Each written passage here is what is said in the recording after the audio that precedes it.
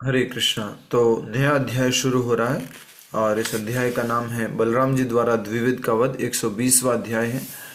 शुरू कर रहे हैं। भगवान राम के समय हनुमान सुग्रीव की सेना में मैंद का भाई द्विविध नामक एक वानर था। अभी ये कथा कौन से समय में चल रही है? कौन सा युग है जो हम कथा कर रहे हैं?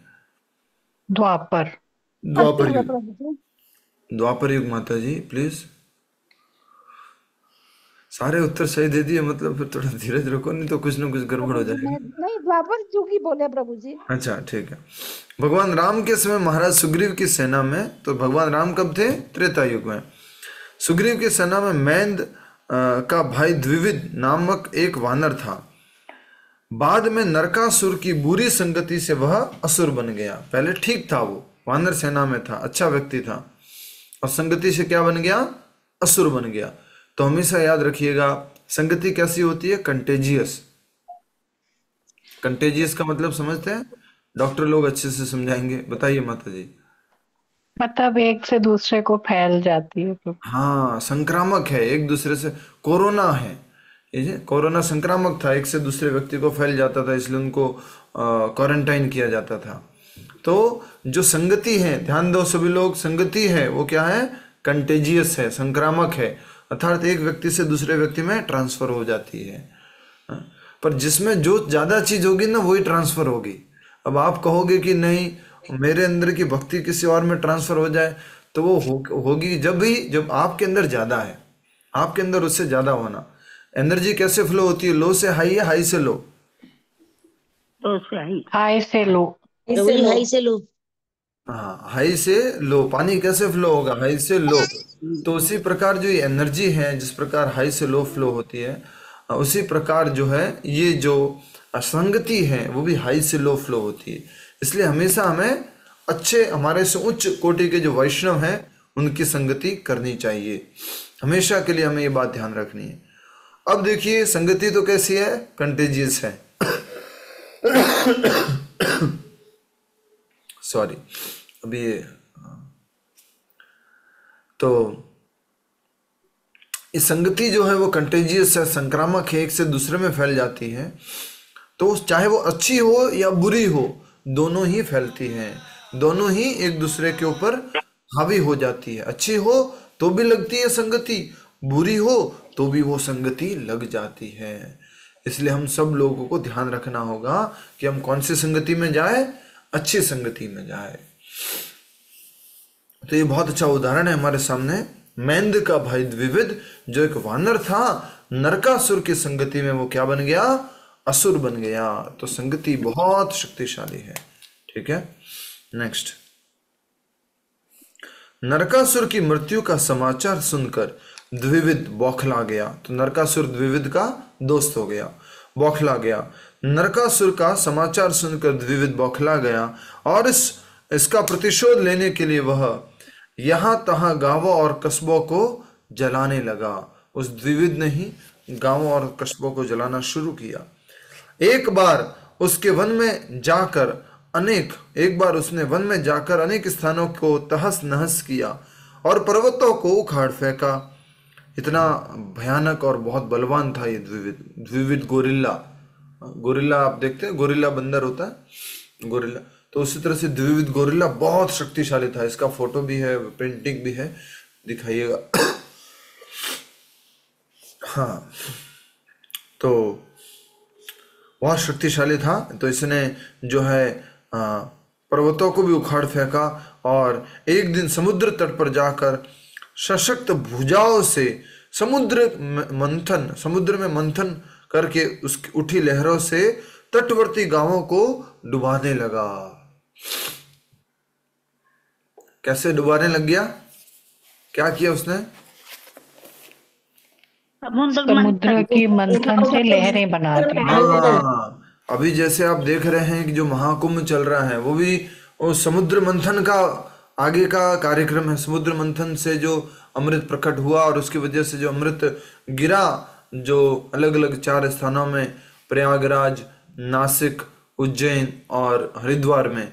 तो हाँ, ये गोरिल्ला जो है, ये द्विविध जो है, अकेले ही समुद्र को क्या कर दिया है? चर्निंग कर दिया, पूरा हिला दिया एकदम से उसको, उसको घुमा दिया उसने, और उससे लहरें उठ रही हैं और आसपास के निकटवर्ती गांवों को डुबाने लगा है। कई बार वह ऋषियों के आश्रम में जाकर उनके बगीचों को उजाड़ देता और यज्ञ स्थली में मलमूत्र विसर्जन करता। गोरिल्ला का फोटो है, दर्शन है, इस्कॉन की एक पेंटिंग है अगर आप निकालेंगे तो ये यज्ञ स्थली को भी मलमूत्र से अपवित्र कर देता। कई बार वह स्त्री पुरुषों का अपहरण करके उन्हें किसी गुफा में बंद करके बाहर से बड़ी चट्टान द्वारा उन्हें बंद कर देता। और कई बार वह संभ्रांत परिवार की युवतियों के साथ बलात्कार करता। तो ये देख सकते हैं कि गोरिल्ला जो था वो मनुष्य जैसा ही कार्य कर रहा है, अग्नि लेकर के जला रहा है सबको, बड़े बड़े पर्वत उठा रहा है, लड़ाई कर रहा है, हाँ, और समुद्र में मंथन जैसा कर रहा है जिससे लहरें उठ रही है बाहर। तो आप देख सकते हैं कि वानर जो थे, वानर मतलब क्या है? बंदर। वन में रहने वाला नर। इसको इस तरह से कहेंगे, वन में रहने वाला नर, या वा मतलब नहीं, नर मतलब नर, जो पूरी तरह से मनुष्य नहीं है उसको क्या कहते हैं? वानर। तो ये वानर जैसे इसको सही तरीके से लीजिएगा, जो हम, क्योंकि बोला इसी तरह से जाएगा इसको। हनुमान जी हैं तो हनुमान जी भी क्या है? वानर। तो वो भी पूरी तरह से बंदर नहीं है और पूरी तरह से मनुष्य नहीं है। इस कुछ उनका शरीर इस तरह से बना हुआ है कि वो बंदर जैसे लगते हैं लेकिन वो पूरा मनुष्य के जैसे कार्य भी करते हैं। तो द्विविद भी ऐसा था, उसने कई सारे गलत कार्य किए। स्त्री पुरुषों को चट्टानों में बंद कर दिया, गुफाओं में बंद कर दिया, ऋषि मुनियों के आश्रम उजाड़े, यज्ञ स्थली में मलमूत्र विसर्जन किया। एक दिन वह इसी प्रकार शैतानी कर रहा था कि उसे निकट रैवत पर्वत पर मधुर संगीत सुनाई देने लगा। वहां उसने देखा कि बलराम जी अनेक युवतियों के साथ नाच गा रहे थे। तो ये जो द्विविद था इधर से उधर घूम रहा था और उसको एक दिन क्या सुनाई दिया? बहुत ही मधुर संगीत। और ये पर्वत का नाम भी दिया हुआ है यहाँ पर। बलराम जी की पत्नी का नाम क्या था? रेवती। रेवती। हरे कृष्णा, रेवती, यस। तो जो पर्वत था जिसके ऊपर बलराम जी लीला कर रहे थे वो रेवत पर्वत था। तो वहाँ अपने बलराम जी जो है गोपियों के साथ में, गोपियाँ नहीं कहूँगा, जो उनकी पत्नियाँ थी, युवतियाँ थी, उनके साथ में वो मधुर संगीत में नृत्य कर रहे थे, नाच गा रहे थे। और उनके नेत्र यहाँ तहाँ घूम रहे थे मानो उन पर वारुणी का नशा छा गया हो, जो भी हमने पहले भी पढ़ा था। कब पढ़ा था? जस्ट इस अध्याय से पहले। बलराम जी कहाँ गए थे? वृंदावन। कितना टाइम रहे थे? महीना रहे थे शायद। 2 महीने। 3 महीने, 2 महीने। 2 महीने, ठीक है। क्षेत्र वह दुष्ट द्विविद एक वृक्ष पर जा चढ़ा और उसकी एक शाखा से दूसरी पर कूदते फांदते हुए किलकिला की घिनौनी आवाज निकालकर बलराम जी को उद्विग्न करने लगा। वह गोरिल्ला उन युवतियों के सामने आया और विभिन्न मुद्राएं दिखाने लगा। तो बलराम जी अपनी लीला में थे और उसमें ये गोरिल्ला, ये द्विविद आया और उस लीला को भंग करने की कोशिश कर रहा है अपनी अलग अलग प्रकार की आवाजों से। आप में से कोई एक्सपर्ट हो तो कृपया करके कोई वानर की आवाज निकाल लो, अगर कोई एक्सपर्ट हो। नहीं, कोई नहीं, ठीक है। प्रभुपाद जी अपने प्रवचन में निकाल लेते हैं कभी कभी बीच में। प्रभुपाद जी बोलते हैं, मेंढक का उदाहरण देते हैं, मेंढक आराम से अपनी जिंदगी जी सकता है लेकिन मालूम नहीं क्यों वो ऐसे करने लग जाता है बारिश के समय में, टटर टों प्रभुपाद जी बोलते हैं। फिर क्या होता है? सांप वहां चला आता है और सांप जो उसको खा लेता है। तो अनावश्यक अगर हम बातें करेंगे तो हम किसको आमंत्रण दे रहे हैं? मृत्यु को आमंत्रण दे रहे हैं। चुपचाप अपना साधना भक्ति करो आराम से, अनावश्यक इधर उधर का प्रजल्पा नहीं करो, दूसरी बातें न करो, कृष्ण भक्ति की बातें करो, ठीक है। वह दुष्ट द्विविद एक वृक्ष पर जा चढ़ा और उसकी एक शाखा से दूसरी पर कूदते फांदते हुए किलकिला की घिनौनी आवाज निकाल कर बलराम जी को उद्विग्न करने लगा। तब वह गोरिल्ला उन युवतियों के सामने आया और विभिन्न मुद्राएं दिखाने लगा। अक्सर युवतियों को ऐसी बचकानी बातें बहुत भाती हैं, इसलिए उसकी इन हरकतों को देखकर वे खिलखिला कर हंसने लगी। बलराम जी की आंखों के सामने ही द्विविद इतना उद्दंड हो गया कि कभी अपनी भौं से गलत संकेत देकर और कभी ठीक उनके सामने आकर अपने निचले अंग दिखाकर उनका अपमान करने लगा। बलराम जी की सहन शक्ति समाप्त हो गई। उन्होंने एक बड़ी चट्टान उठाई और द्विविद पर दे मारी। तो फिर से एक उदाहरण है कि थोड़ी देर के लिए ठीक है, वो एक बंदर के जैसे वो खेल रहा था, कुछ ऐसे कुछ कर रहा था, तो स्त्रियां जो है हंस रही थी, लेकिन बाद में उसने गलत कार्य करना शुरू कर दिया। उस कारण से बलराम जी को बहुत क्रोध आया। उन्होंने पत्थर उठाया और सीधा लेकर के उन्होंने बड़ी चट्टान उठाई और द्विविद पर दे मारी। उसके वार से बचते हुए वह उस दुष्ट ने बलराम जी का अपमान करने के लिए उनकी वारुणी का पात्र झपट लिया। वारुणी पीकर द्विविद ने उस मटके को तोड़ दिया। वह हंसते हुए बलराम पर व्यंग्य कसने लगा और उनके एवं गोपियों के बहुमूल्य वस्त्रों को खींचने लगा। उसे पूरा विश्वास था कि बलराम जी उसका कुछ नहीं बिगाड़ पाएंगे। द्विविद देखो कहां तक हिम्मत कर रहा है वो, बलराम जी को इस तरह से अपमानित कर रहा है, उनके वस्त्र आदि छीनने की कोशिश कर रहा है। उस दुराचारी की धृष्टता को देखकर बलराम जी ने उसे मारने के लिए अपनी गदा उठाई। हरे कृष्ण।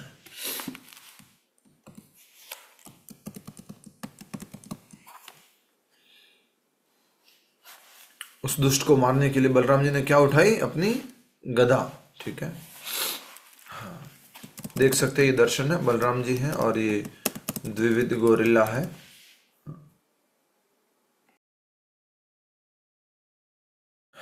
यहाँ गदा नहीं है प्रभु जी। हाँ, यहाँ भी बलराम जी और द्विविद है।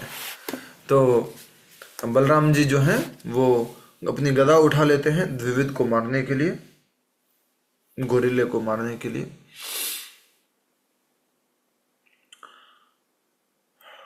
यह देखकर द्विविद ने एक हाथ से एक शाल वृक्ष उखाड़ा और तेजी से दौड़ते हुए बलराम जी के सिर पर अपनी पूरी शक्ति से प्रहार किया।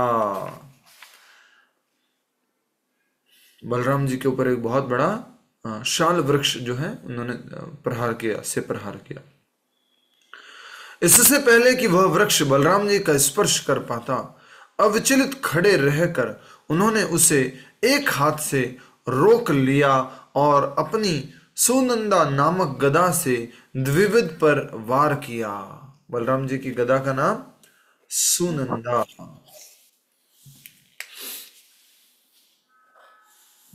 वार किया। द्विविद की खोपड़ी पर गदा का आघात होते ही वहां से रक्त का फवारा फूट पड़ा, परंतु द्विविद इससे जरा भी विचलित नहीं हुआ और बिना समय गवाए उसने उस दूसरा वृक्ष उखाड़ लिया। देखते देखते उसने उसकी पत्तियां साफ की और फिर से बलराम जी पर प्रहार के लिए दौड़ा। बलराम जी ने अपनी गदा से उस वृक्ष के भी टुकड़े टुकड़े कर डाले। ऐसा तब तक चलता रहा जब तक पूरे जंगल के वृक्ष नष्ट नहीं हो गए। ओहो हो, मतलब हर बार एक एक वृक्ष उठाता रहा ये द्विविद गोरिल्ला। बलराम जी को भी क्रोध था कि उन्होंने इस प्रकार से उस द्विविद ने अपमान किया, इतना अधिक जो कि बलराम जी का अपमान किया। तो बलराम जी ने उन स्त्रियों का जो अपमान किया, तो बलराम जी बहुत क्रोधित थे, इसलिए बलराम जी उनको दंड देना चाहते थे, उस द्विविद को दंड देना चाहते थे। तो बलराम जी भी क्रोध में थे। ऐसा तब तक चलता रहा जब तक पूरे जंगल के वृक्ष नष्ट नहीं हो गए। अन्य कोई चारा न देखकर द्विविद बड़ी बड़ी चट्टानें उठाकर बलराम जी पर फेंकने लगा, परंतु बलराम ने खेल खेल में अपनी गदा से उन्हें चकनाचूर कर दिया। पहले वृक्ष खत्म हो गए, वृक्ष खत्म हो गए तो अब क्या बचा? तो बड़ी बड़ी चट्टानें बची हैं, बड़ी बड़ी चट्टानें उठाने लग गया द्विविद। ठीक है, बलराम जी ने उनको भी चकनाचूर कर दिया। इस प्रकार जब वहां की सारी चट्टानें समाप्त हो गई तो द्विविद अपनी मुट्ठी से उनकी छाती पर प्रहार करने लगा। बलराम जी ने खेल समाप्त करने का निश्चय किया। इतनी देर से क्या चल रहा है? खेल चल रहा है। अपनी गदा को एक और फेंक कर उन्होंने अपने दोनों हाथों से द्विविद की हंसली पर जोरदार आघात किया। तक्षण वह वानर खून की उल्टी करता हुआ ढेर हो गया। उसके शरीर के भार से रेवत पर्वत उसी प्रकार हिलने लगा जिस प्रकार समुद्र के बीच तूफान से नौका हिलने लगती है। बहुत भारी, इतना वजन वाला ये द्विविद गोरिल्ला था जो असुर बन गया था। स्वर्ग से देवता एवं ऋषिगण बलराम जी की जय हो उद्घोष करते हुए पुष्प वर्षा करने लगे और तत्पश्चात बलराम जी द्वारका लौट आए। प्रभु जी, what is Hansli? Hansli is chest. गर्दन का नहीं, गर्दन और कंधे के बीच का श्री कृष्णा प्रभु जी, कॉलर बोन को बोलते हैं, क्लेविकल जो होती है कॉलर बोन गले के पास। ये एरिया नहीं होता ये वाला? ये हंसली यही होता है, गर्दन और चेस्ट के बीच का एरिया। अच्छा, ये 3 हड्डियां यहाँ वाली है।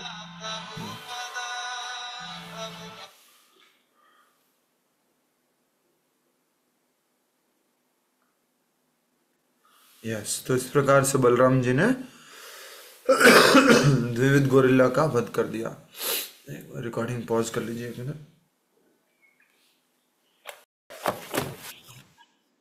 जीवन भर में जितनी कॉल्स अटेंड की होगी वो कुंभ मेले के समय बहुत सारी आ रही है, सारी इंक्वायरी आ रही है सारी। तो ये इस प्रकार से हम देख सकते हैं कि बलराम जी बहुत क्रोध में, क्योंकि उन्होंने देखा कि द्विविद स्त्रियों का अपमान कर रहा है, बलराम जी ने उस द्विविद को मार दिया। द्विविद कौन था? तो राम भगवान की लीला में एक मैंद नामक भाई था सुग्रीव की सेना में। सुग्रीव की सेना मैंद का भाई, ठीक है, मैंद का भाई था ये द्विविद, जो बाद में नरकासुर की संगति में असुर बन गया था। ठीक है, अगला अध्याय कर सकते हैं क्या? सांब का विवाह। इसमें तो अधिक समझने का होगा नहीं, कथा रूप में ही होगा, कहानी होगी। पढ़ ले प्रभु जी। ये बताइए कि ये जो कहानी आप सुना रहे हैं ये कौन देख रहा था जिसने इसको रिकॉर्ड किया होगा? कि उसने ये गदा उठाई, पत्थर फेंका वगैरह वगैरह, कौन देख रहा था जिसने ये सब रिकॉर्ड किया?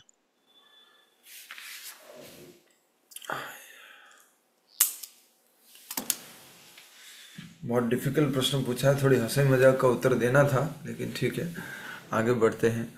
एक्चुअल में ये कथा जो लिख रहे हैं, वो लिखने वाले हैं वो हैं श्रीला वेद व्यास जी। और वेद व्यास जी जो हैं स्वयं भगवान श्री कृष्ण हैं। तो उनको कहा जाता है त्रिकालदर्शी। तो उनको भूत भविष्य वर्तमान सब का उनको पता है, मालूम है, इसलिए उन्होंने ये सब कुछ लिखा है। नहीं तो उनको ये भी पता था कि उसने उठा के पत्थर फेंका, उसने फेंका वगैरह वगैरह, मतलब ईच एंड एवरी डिटेल। हाँ, क्योंकि स्वयं भगवान कृष्ण है वो।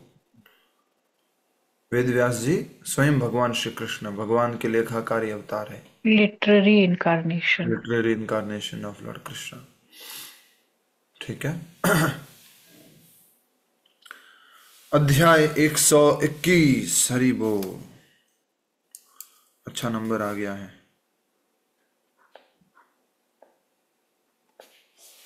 सांब का विवाह। सांब किनका बेटा था, जल्दी बताओ?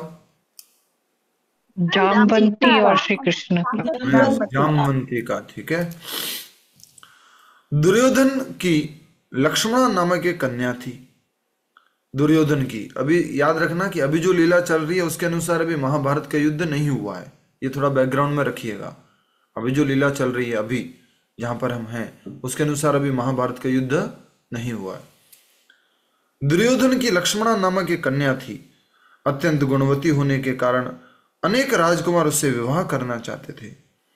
जामवती का पुत्र सांब लक्ष्मणा के स्वयंवर में आया। जामवती भगवान श्री कृष्ण की पत्नी, उनका पुत्र सांब। एक लक्ष्मणा तो श्री कृष्ण की भी पत्नी थी ना प्रभु पत्नी जी? थी, यस। वो दूसरी लक्ष्मणा मतलब कोई और? पूरी तरह से, क्योंकि ये तो लक्ष्मण अच्छा। दुर्योधन की बेटी है।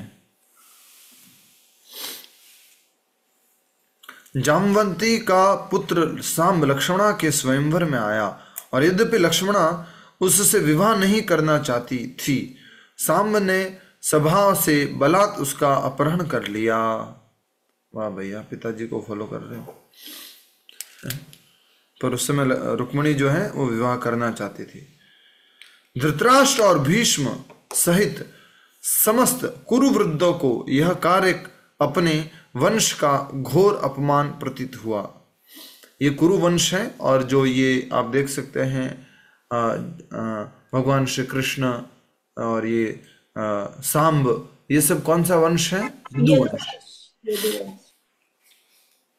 तो धृतराष्ट्र और भीष्म सहित समस्त कुरुवृद्धों को यह कार्य अपने वंश का घोर अपमान प्रतीत हुआ। क्रोधित होकर वे कहने लगे, इस दुष्ट बालक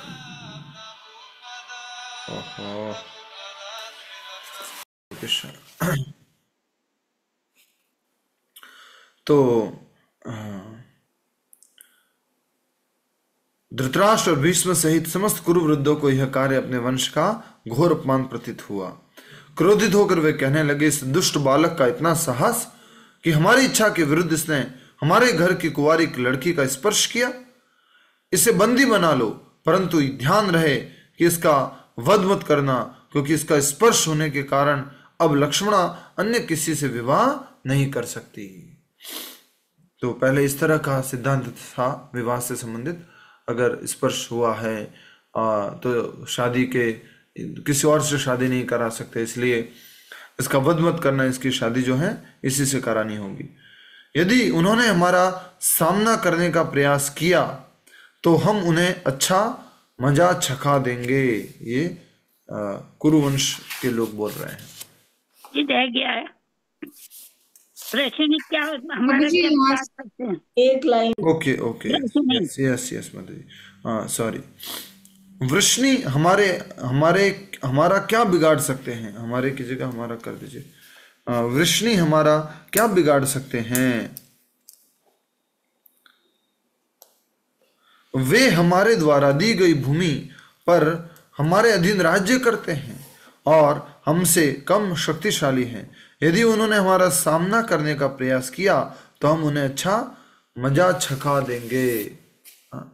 वृष्णि जो यदुवंशी है, वृष्णिवंशी है, जो इन क्षत्रिय द्वारा दी गई भूमि है उस पर जो अपना कार्य किए हैं, खेती वगैरह किए हैं, तो इस प्रकार से ये कहना चाह रहे हैं। 6 महायोद्धा सांब को पकड़ने के लिए 6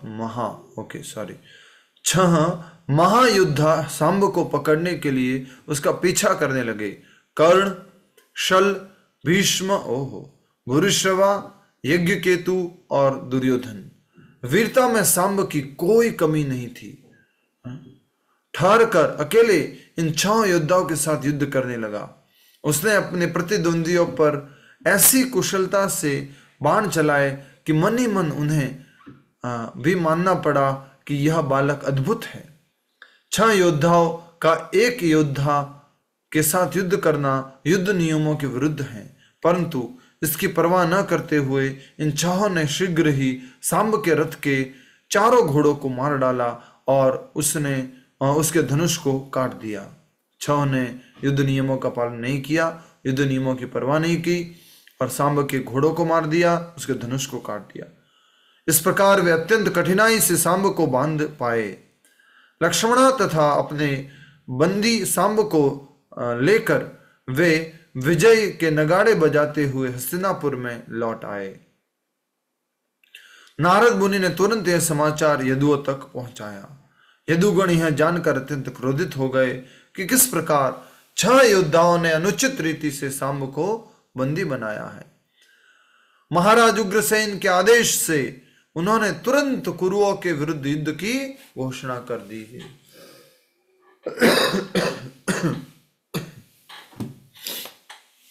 तुरंत घोषणा कर दी। एक था कुरुवंश और एक था यदुवंश। और यदुवंश के राजा कौन है यहाँ पर? उग्रसेन। उग्रसेन। हाँ, उग्रसेन। तो उन्होंने घोषणा कर दी कि तुरंत युद्ध किया जाए। दोनों वंशों के बीच युद्ध की यह बात बलराम जी को अच्छी नहीं लगी। उसका कारण, उनके घर में उनकी बुआ का शादी हो रखा था, क्योंकि दुर्योधन बलराम जी का ही एक अच्छा शिष्य। खेल रहा था। अपने कवच पहनकर तथा अस्त्र शस्त्रों से लेश युद्ध के लिए तत्पर यदुओं को शांत करके उन्होंने पहले स्वयं हस्तिनापुर जाकर सांब और उसकी पत्नी को लाने का निश्चय किया। उन्हें आशा थी कि कुरु उनके प्रस्ताव को ठुकराएंगे नहीं, क्योंकि बलराम उनका शिष्य है, कुरुवंश से उनका संबंध भी है और मित्रता भी है। कुछ ब्राह्मणों एवं परिवार के वरिष्ठ लोगों को साथ लेकर हस्तिनापुर की ओर जाते हुए बलराम जी ऐसे दिख रहे थे मानो अनेक ग्रहों से घिरा चंद्रमा हो, तारों की तरह चमक रहे थे। बलराम जी ने हस्तिनापुर में प्रवेश करने की बजाय बाहर ही अपने खेमे लगा दिए और कुरुवृद्धों से मिलने के लिए उद्धव को भेजा। ठीक है, ये याद रखिए, उद्धव को भेजा, बलराम जी बाहर रहे। उद्धव ने वहां जाकर धृतराष्ट्र, भीष्म, द्रोण, दुर्योधन आदि सबको प्रणाम किया और सब यह जानकर अत्यंत हर्षित हो उठे कि उनके हितैषी बलराम जी वहां आए हैं। उनके सत्कार की सामग्री लेकर वे अपने अतिथि का स्वागत करने के लिए नगर से बाहर आए। बलराम जी की भगवत्ता से भली भांति परिचित कुरु प्रमुखों ने उनकी पूजा की और भूमि पर झुककर उन्हें प्रणाम किया। बलराम जी और कुरुओं ने परस्पर एक दूसरे की कुशल क्षेम पूछी और इन सब औपचारिकताओं के पूरा होने पर बलराम जी ने घोषणा करते हुए कहा, मैं यहाँ महाराज उग्रसेन की ओर से आया हूँ। उनका कहना है कि यद्यपि आपने अनैतिक रूप से सांब को बंदी बनाया है, फिर भी दोनों परिवार के बीच संबंध कायम रखने के लिए मैं शांत हूँ।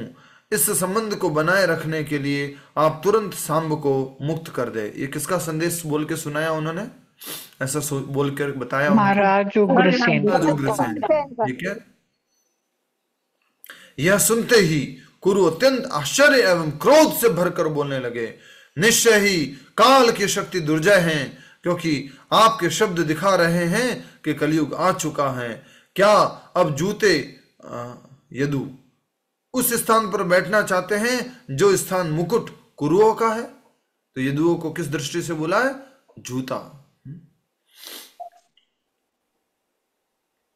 पारिवारिक संबंध होने के नाते हम यदुओं को समान स्तर का सम्मान देते आए हैं, परंतु अब वे हमारी उदारता का अनुचित लाभ उठा रहे हैं, क्योंकि हम उस और अधिक ध्यान नहीं देते। इसलिए वे चामरों, शंखों, श्वेत छत्रों, राज सिंहासन तथा राजसी बिस्तरों का सुख भोग पा रहे हैं, परंतु अब यदु इन सब के योग्य नहीं रहे। जिस प्रकार सांप को दूध पिलाने से उसका विष बढ़ता है, उसी प्रकार इन सब राजसी सुख सुविधाओं को प्राप्त करके यदुओं का अभिमान बढ़ गया है। हमारी दया पर जीते हुए वे इतने समृद्ध बने हैं, परंतु अब निर्लज होकर वे हमें ही युद्ध में ललकार रहे हैं।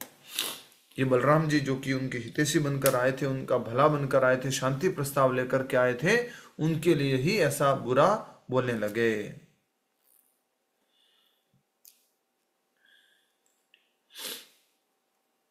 उच्च कुल में जन्म लेने तथा अर्जित ऐश्वर्य से कुरु उद्दंड और अभिमानी बन चुके थे। भगवान बलराम से इतने कठोर वचन कहकर वे अपनी पीठ दिखाते हुए हस्तिनापुर की ओर जाने लगे।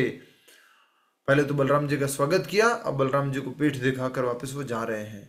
बलराम जी ने धैर्य पूर्वक उनके निंदनीय वचन सुने, परंतु उनके मुख को देखकर स्पष्ट था कि उनका क्रोध अपनी सीमाएं पार कर चुका है। वास्तव में बलराम जी इतने क्रोधित थे कि उनकी और देखना भी कठिन था। जोर से अट्टहास करते हुए उन्होंने कहा, सही कहा गया है कि गर्व के नशे में चूर व्यक्ति के लिए शांति का कोई मूल्य नहीं रहता। ऐसे लोगों को सद परामर्श देना व्यर्थ है। जिस प्रकार पशु डंडे की भाषा समझते हैं, उसी प्रकार ऐसे लोगों के लिए दंड देना ही एकमात्र विकल्प होगा। एकमात्र दंड देना विकल्प होता है। सुधर्मा सभा में बैठने वाले श्री कृष्ण स्वर्ग से बलात् पारिजात वृक्ष लाए थे। क्या वे राज सिंहासन पर बैठने के लिए योग्य नहीं है? ये कैसे हो गया?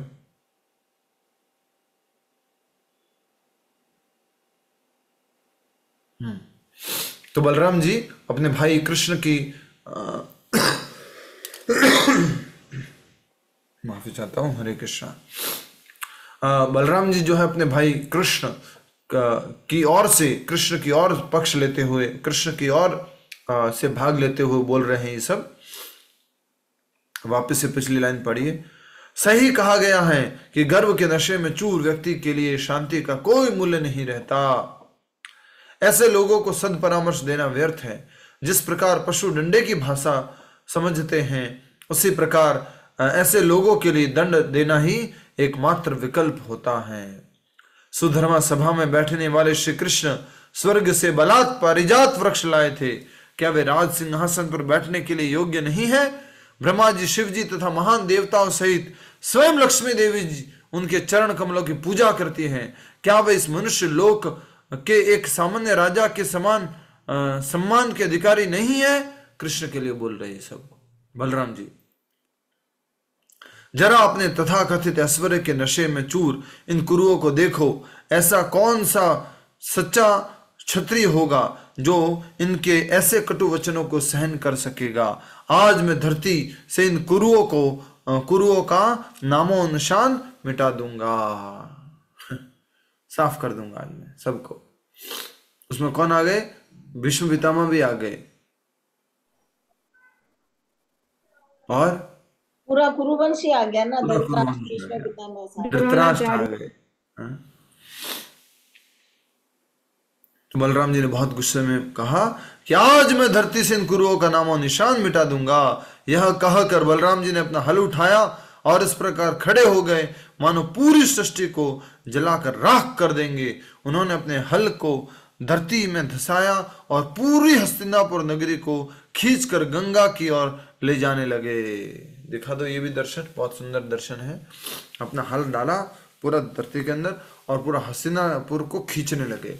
और कहां पे डालने वाले थे उसको? पूरा का पूरा गंगा में, गंगा नदी में। हस्तिनापुर में मानो भयंकर भूकंप आ गया था।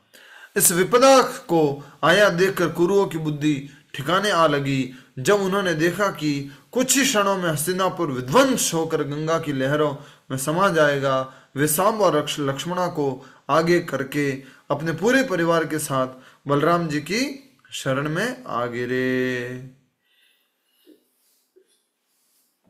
उन्होंने दोनों हाथ जोड़कर कुरुओं ने कहा, हे राम, आप ही संपूर्ण सृष्टि के आधार है। कृपया हमारा अपराध क्षमा करें। निश्चित ही हमारा व्यवहार अत्यंत उद्दंड और गर्व से भरा था। आपका क्रोध घृणा तथा द्वेष से प्रेरित नहीं है, अपितु वह सब लोगों को शिक्षा देने के लिए हैं। हे सृष्टिकर्ता, हम आपको प्रणाम करते हैं, आपका आश्रय लेते हैं। ये देखिए बलराम जी पूरे हस्तिनापुर को जो है खींच के लेके जा रहे हैं। पहले जो फोटो दिखाई थी उस समय में, ये एक बार और ये फोटो दिखाई थी, उसमें जब यमुना मैया को खींचने की बात थी तो उस टाइम ये फोटो सही नहीं थी। उस टाइम यमुना मैया की बात थी। ठीक है, तो ये देख सकते हैं आप, बलराम जी जो हैं वो उनको खींच के लेके जा रहे हैं हस्तिनापुर को। बहुत गुस्से में बलराम जी। दोनों हाथ जोड़कर कुरुओं ने कहा, हे राम, आप ही संपूर्ण सृष्टि के आधार है। कृपया हमारा अपराध क्षमा करें। निश्चित ही हमारा व्यवहार अत्यंत उद्दंड और गर्व से भरा था। आपका क्रोध घृणा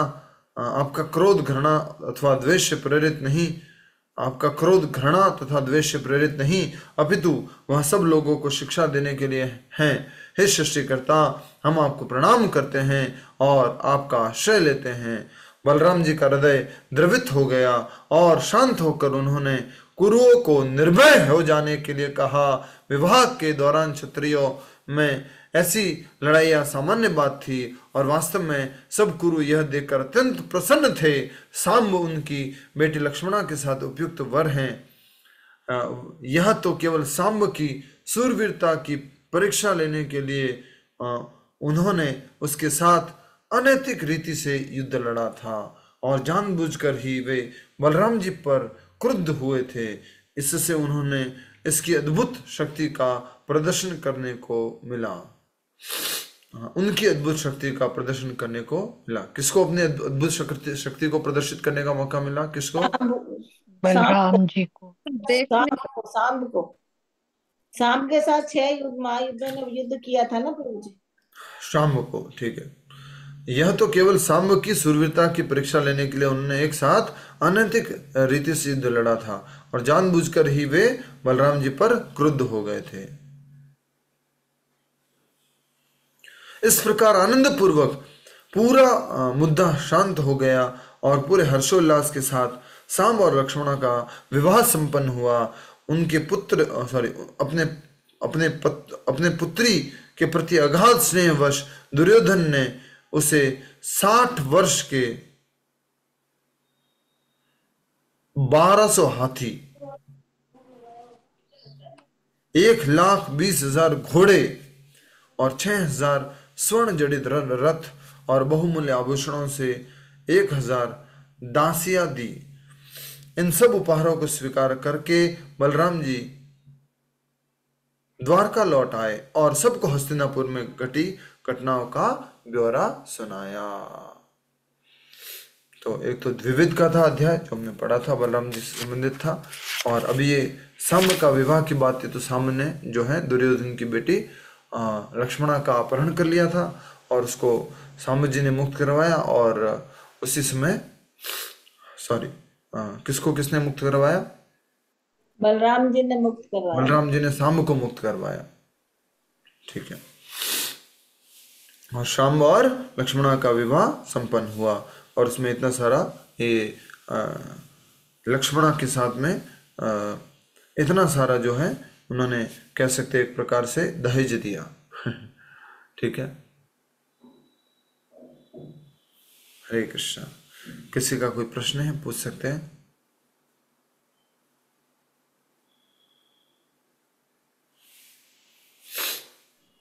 हरे कृष्ण प्रभु जी। हाँ माधवी। प्रभु जी, मेरा एक क्वेश्चन था कि भगवत गीता में जैसे भगवान ने कहा है कि जो व्यक्ति मेरी पूजा करता है या मेरे में ध्यान रखता है तो वो जन्म मृत्यु के बंधन से मुक्त हो जाता है। पर जो जय विजय थे वो तो भगवान के शुद्ध भक्त थे, भगवान की सेवा में पूर्ण समर्पित थे और कर्म बंधनों से दूर हो चुके थे। तो उन्हें फिर श्राप कैसे लग गया और फिर वो कैसे किस तरह से फिर, क्योंकि उनका तो ये था कि जन्म मृत्यु के उससे चक्र से मुक्त हो गए थे, तो फिर कैसे श्राप लगा, फिर किस तरह से, फिर क्या हुआ? ऐसा उन्हें तो लगना नहीं चाहिए क्योंकि वो भगवान की तो डायरेक्ट सेवा में ही थे। इस उत्तर के लिए ना एक म्यूजिक बजना चाहिए और एक दो शब्दों का उत्तर होना चाहिए, भगवान की लीला। अच्छा, भगवान ऐसा चाहते थे इसलिए ऐसा हुआ। प्रभु जी भगवान मतलब कुछ ऐसा मतलब पुरानी वैसा स्टोरी भी इसमें क्या है, मतलब अंदरूनी लीला स्टोरी है ना इसकी पूरी, हमने भागवत में ही पीछे पढ़ी थी ना। 4 कुमार जब गए थे वैकुंठ लोक, है ना तो प्रभु? ब्राह्मण मैं नहीं कर पाई थी ज्वाइन। ठीक है प्रभु जी, हरे कृष्णा। चतुष कुमार जो है जय विजय, चतुष कुमार जो जो भगवान श्री हरि विष्णु का दर्शन करने के लिए जाते, जय विजय जो है वो उनके द्वारपाल होते हैं। गेट पे खड़े थे। हाँ हाँ, द्वारपाल होते हैं, द्वारपाल। तो जय विजय द्वारपाल होते हैं। तो चतुष कुमार जब जा रहे हैं तो द्वारपाल उन्हें रोक लेते हैं, भगवान विष्णु के दर्शन आप नहीं कर सकते। तो इनको बहुत बड़ा गुस्सा आ जाता है चतुष कुमारों को, और उतने में तो जब गुस्सा आ गया है, श्राप देने वाले हैं, उतने में कौन आ गए? भगवान कृष्ण आ गए। भगवान कृष्ण आ गए। तो ये तो प्रभु जी, ये तो उन्होंने ब्राह्मणों के प्रति अपराध किया था ना, इसकी सजा थी, उनको अंदर नहीं आने दिया। दर्शन नहीं करने दिया। भाई ये तो ब्राह्मण ही थे ना, चतुष्कुमार, हाँ और ये द्वारपालों ने उनको अंदर नहीं आने दिया, तो ये अपराधी हाँ, है। वैसे कहते इस वैष्णव अपराध है, ब्राह्मण अपराध है, इस कारण से उनको ऐसे आने नहीं दिया। ठीक है।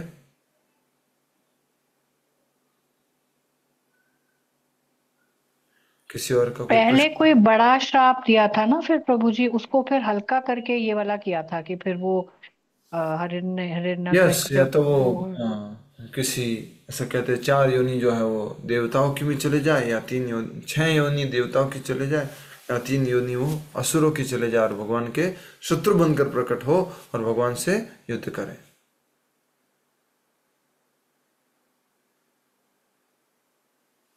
पहले अवतार में हिरण्यकश्यप और हिरण्याक्ष हुए, दूसरे में जय विजय, रावण और कुंभकर्ण हुए, दूसरे में रावण और कुंभकर्ण हुए, हुए, तीसरे में शिशुपाल और तीसरे में क्षेत्रपाल और जरासंध हुए। क्षेत्रपाल नहीं, नहीं, शिशुपाल शिशुपाल। तीसरे में शिशुपाल और दंतवक्र, पहले में हिरण्यकश्यप और हिरण्याक्ष, और दूसरे में रावण और कुंभकर्ण। ठीक है। तो ये पूरी भगवान की लीला थी माता जी। कहाँ गए? यस, शैलजा माता जी, जिसमें भगवान इस प्रकार से अपनी लीला करना चाहते थे और असुरों को प्रकट करके एक अपने भक्तों को सर्वोत्तम स्थान देना चाहते थे कि भक्त की भक्ति सामने आए और पूरी दुनिया इस बात को समझे कि प्रहलाद कौन हुए। इसी प्रकार से आपके रावण और कुंभकर्ण की कहानी में परम भगवान राम कौन है, हनुमान जी कौन है, ये सारी लीला होनी थी। इस कारण से ये भगवान ने निश्चय किया। ठीक है। और कोई?